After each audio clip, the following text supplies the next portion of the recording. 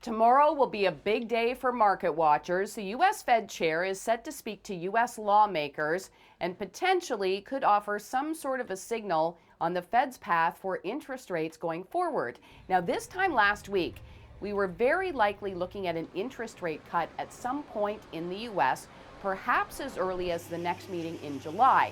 And then the jobs report came out last week. It was better than expected. And so that's got many analysts sort of wobbling now in their predictions. The Fed chair's testimony tomorrow and Thursday could be helpful in determining what happens next. And it seems markets over the last couple of days have been waiting for that testimony. Now, on this side of the border, we will get an interest rate announcement tomorrow. No change is expected. In fact, no change expected anytime soon. And the opposite paths could send the Canadian dollar higher. It's already up by about 4% this year, and that's something the Bank of Canada governor might mention during the interest rate announcement tomorrow. A new record for Netflix, and it is centered squarely on the third season of Stranger Things.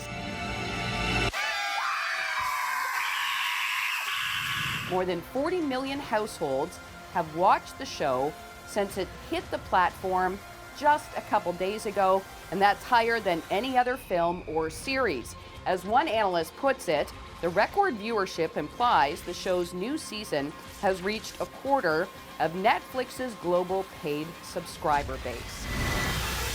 Livestock groups say Canadian authorities are hoping to convince China to lift a ban on meat as early as this week.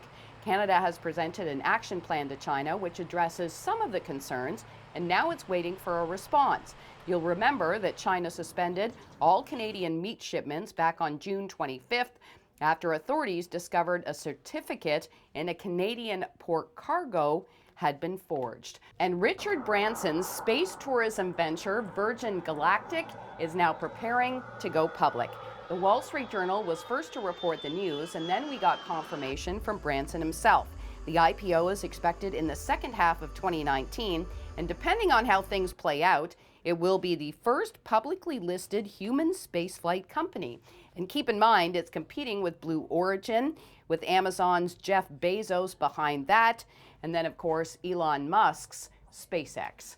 I'm Kris McCusker in the 680 Business Center for City News.